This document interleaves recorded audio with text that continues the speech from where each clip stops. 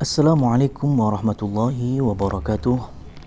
Innal hamdalillah nahmaduhu wa nasta'inuhu wa nastaghfiruh wa natubu ilaih wa na'udzu billahi min shururi anfusina wa sayyiati a'malina may yahdihillahu fala mudhillalah wa may yudlil fala hadiyalah. Asyhadu an la ilaha illallah wa asyhadu anna Muhammadan abduhu wa rasuluh. Amma ba'd. Kaum muslimin muslimat yang dirahmati Allah Subhanahu wa taala, alhamdulillah, segala puji bagi Allah. Semoga dalam kondisi sehat walafiat, dijauhkan dari segala macam penyakit, musibah. Dan tentunya kita memohon kepada Allah kesabaran, masih dikelilingi dengan adanya pandemi COVID-19 atau Corona ini. Salawat dan salam juga menyertai kajian kita, meskipun tidak panjang, tapi kita akan melanjutkan pembahasan terkait dengan masail jahiliyah yang ke-57, 58, dan nanti juga kita tutup dengan kajian yang ke-59. Nah, muslimin muslimat yang dirahmati Allah Subhanahu wa taala, pada pasal yang ke-57 dan ke-58 di sana ada bab bagaimana karakter orang jahiliyah itu mentahrif atau mentakwil, artinya melencengkan ataupun merubah atau membuat makna lain daripada nas-nas Al-Quran, kitabullah, apalagi hadis Rasul Shallallahu Alaihi Wasallam. Banyak sekali yang memalsukannya atau sengaja memang memasukkan perawi-perawi yang majhul, perawi-perawi yang dhaif, yang maudhu', bahkan yang palsu. Oleh karena itu, sebagaimana salah satunya yaitu Imam Abdullah Ibnul Mubarak dan juga Imam Ibnu Sirin rahimahumullah, al-isnadu minad din falaulal isnad laqala man syaa. Jadi agama itu memang harus ada sanadnya. Yang dimaksud sanad adalah guru.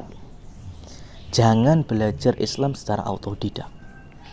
Harus punya ustadz, punya syekh, punya alim di bidang agama yang kita juga tahu bahwa ustadz tersebut atau syekh tersebut belajar dari atasnya dan berujung kepada para salafun saleh, yang mana mereka tidak lain adalah para tabi'in, tabi'ut tabi'in mengambil dari tabi'in, tabi'in mengambil dari para sahabat, dan sahabat murid langsung dari Rasulullah Sallallahu Alaihi Wasallam. Jadi ini memang perkara yang sangat penting. Tapi ada juga di antara kaum muslimin yang, ya, saya punya sanad, bahkan sanad kami itu jelas mangkul, mengambil dari gurunya langsung, padahal apa yang dinukilkan dari guru, an guruku, an guru kami, itu ternyata mereka memang ahli bid'ah, memang bukan dari ahli sunnah. Dahulu yang jelas telah disesatkan oleh Majelis Ulama Indonesia yaitu adanya Islam Jamaah, kemudian ngelungsungi berubah menjadi lem kari, sekarang tahu sendiri mungkin apa nama lainnya. Itu jelas mereka punya sanad, mereka menyebut bahwa keilmuan mereka adalah mangkul langsung dari gurunya, langsung dari syekhnya, bukan dari ustadz fulan, langsung dari pemimpinnya di zaman tersebut. Tapi kita harus tahu bahwa pemimpinnya bukan ahli sunnah. Pemimpinnya telah mentahrif, mentakwil dari berbagai macam tafsiran-tafsiran, keluar dari tafsiran yang muktabar, keluar dari tafsiran Imam Ibnu Katsir, Imam At-Tabari, tafsir dari Imam Ibnu Abbas. Nah, terus tafsir model apa? Tafsir model mereka sendiri yang sesuai dengan hawa nafsu mereka sendiri, maka ujung-ujungnya kelompok kamilah yang benar. Nah, di dalam Al-Fatihah kita senantiasa memohon kepada Allah Subhanahu wa taala, ihdinas siratal mustaqim, siratal ladzina an'amta 'alaihim ghairil maghdubi 'alaihim waladdallin. Kita memohon petunjuk yang lurus. Kita memohon jalan yang di situ ada hidayah Allah. Jauh dari jalannya orang yang dimurkai yaitu Yahud, dan juga orang yang telah dicap sesat yaitu Nasrani. Maka inilah Islam, agama tawassut. di tengah-tengah, dan Islam adalah wasitiyah, berada di tengah, dan tengah itu yang terbaik. Tidak hulu ke atas, tidak meremehkan ke bawah. Ya. Orang Yahudi, mereka banyak sekali mentakwilkan ataupun bahkan merubah huruf. Kalau sekarang adanya Talmud, merubah Taurat malah. Ya. Dihilangkan itu kisah-kisah nabi-nabi yang mengharamkan babi, mengharamkan khamr, mengharamkan riba. Ya, cerita-cerita tentang Nabi Nuh, mungkin nabi yang lain, Nabi Soleh, ada sebagian dirubah memang. Ya, dihilangkan dari kitab Talmud mereka. Begitu juga Injil. Orang-orang Nasara mentahrifkan, bahkan merubah. Kita tahu adanya perjanjian lama, perjanjian baru, Bible, dan lain seterusnya. Sehingga ketika ada pendeta atau tokoh agama lain mengatakan, ayo tunjukkan di Bible kami, tunjukkan di Alkitab kami, kalau memang ada nabi akhir zaman yang bernama Muhammad, diturunkan di Arab, ya, sekian, ya, dengan karakter ini, mana saya siap masuk Islam. Ya kalau kita ngelihat Bible sekarang ya nggak ada. Yang ada sekarang malah di Al-Quran. Padahal di Al-Quran itu mengekalkan kitab sebelumnya, yaitu Injil. Ya, bahwa nanti Nabi Isa diantaranya menjadi mubasyiron bi rasuli ya'ti min ba'di ismuhu Ahmad. Aku ini datang sekaligus membawa kabar gembira bahwasanya akan datang setelahku seorang nabi, seorang utusan Allah setelahku yang bernama Ahmad, yaitu Muhammad. Nah, ini Allah kekalkan di dalam Al-Quran surat As-Saff yang sebelumnya Allah firmankan di kitab Injil yang Nabi Isa bawa. Nah sekarang masalahnya Injilnya sudah dirubah, ditakwil, dan lain seterusnya. Jadi kalau ada pendeta sekarang siap masuk Islam, kalau ada ayat yang menunjukkan akan muncul Nabi akhir zaman yang bernama Muhammad, datang dari negeri Arab, ya keturunan Quraisy, saya siap masuk Islam. Ya kalau di Injil zaman sekarang nggak mungkin ketemu. Kenapa? Karena udah dirubah. Nah, ketika Allah Subhanahu wa ta'ala telah mensifati Al-Quran, wa inna lahafidun, kamilah, yaitu Allah yang akan menjaga Al-Quran. Allah lah yang akan menjaga Al-Quran. Maka siapa saja yang merubah, jangankan kata ataupun kalimat, huruf saja, hilang lam ta'rifnya atau hilang salah satu huruf dari huruf hijaiyah di dalam Al-Quran, pasti langsung ketemu. Kenapa? Karena jutaan kaum muslimin itu hafal Al-Quran. Ya, jutaan kaum muslimin itu hafal Al-Quran. Oleh karena itu, kaum muslimin yang menyeleweng sekarang, mereka tidak merubah huruf, tidak merubah kata, kalimat. Tidak akan mampu. Pasti ketahuan. Lah bagaimana? Mereka akhirnya mentahrif dan merubah makna, diselewengkan jauh. Ya. Jadi itu karakter jahiliyah. Allah ketika mengenalkan dirinya punya wajah, punya tangan, ditakwil, tangan. Kalau kita mengatakan Allah punya tangan, nanti seperti makhluk, padahal laisa kamitslihi syai'. Nah, terus bagaimana? Tangan jangan diartikan tangan, tapi diartikan kekuasaan. Ya, kalau kita sudah meyakini laisa kamitslihi syai', berarti ya sudah. Kalau Allah menyebutkan punya tangan, sudah kita serahkan. Bagaimana tangan Allah itu bukan urusan kita. Dan kita tidak dibebani ya untuk memaknakan tangan Allah semacam apa, jumlahnya berapa, apakah seperti tangan makhluk ini dan itu. Tentunya tidak. Maka sungguh benar sekali kalau Imam Malik dan diteruskan oleh imam-imam selanjutnya bahwa al-imanu bil asma wa sifat wajib. Ya, wajib.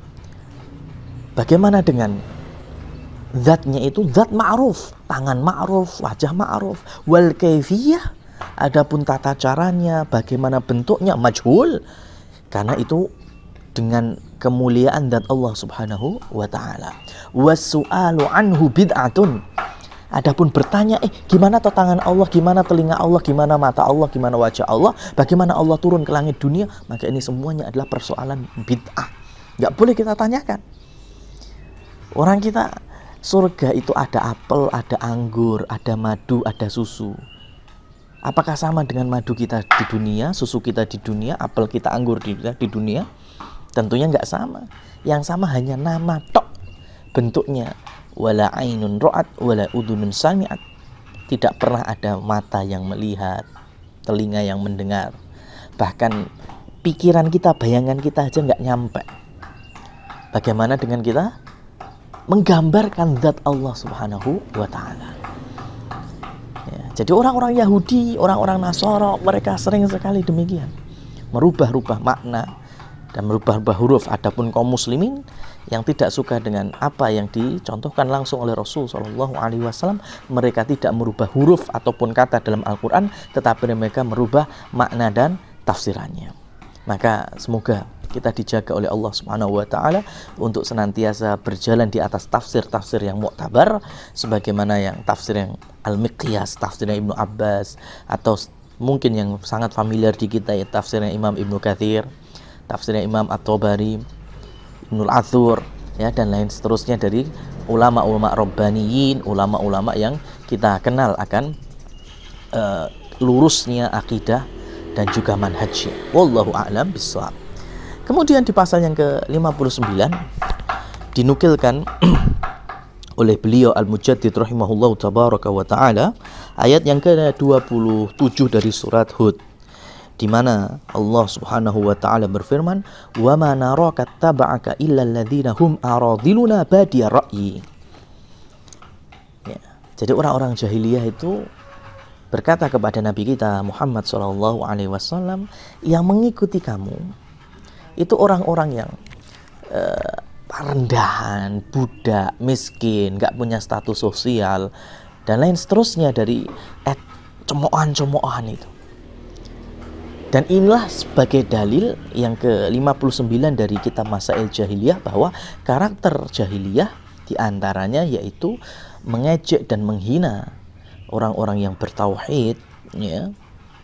Contohnya Rasul Shallallahu Alaihi Wasallam dengan sebutan sabaiyah, yaitu yang memutuskan hubungan kerabat atau memutuskan adat istiadat nenek moyang, bahkan juga dikenal dengan hasyawiyah yang nggak ada manfaatnya sama sekali. Ya, jadi memang hinaan demi hinaan itu wajar kita alami selaku orang yang berusaha berjalan di atas tauhid Allah Subhanahu wa taala.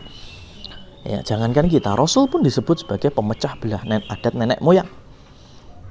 Rasul juga disebut sebagai orang yang menceraikan antara suami dan istrinya, orang tua dengan anaknya, saudara dengan saudara lainnya.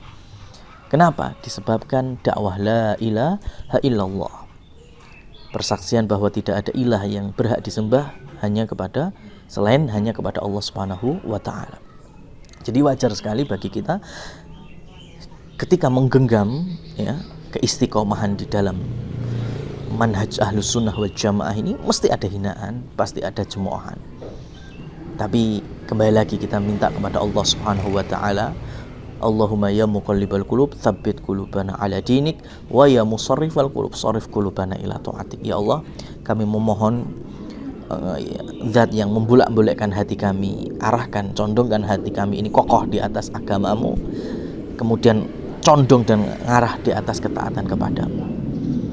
Sudah itu saja, nanti ada ucapan miring A, ucapan miring B, ya, sudah, biarlah titik-titik menggonggong, asalkan kafilah tetap berlalu. Karena memang sunnatullah dan sunnah Rasul Shallallahu Alaihi Wasallam di dalam berdakwah pasti ada hinaan dan cemoohan, lain daripada yang lain. Tidak mengikuti adat nenek moyang, ya.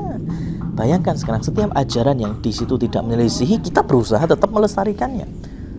Seperti hanya musim Syawal, silaturahim, kita berusaha untuk silaturahim. Gotong royong, saling ngasih makan, masya Allah, kita terus lestarikan. Wa ta'awanu 'alal birri wat taqwa. Tapi kalau ada istilah sungkeman sampai rukuk dan sujud, kemudian mengkhususkan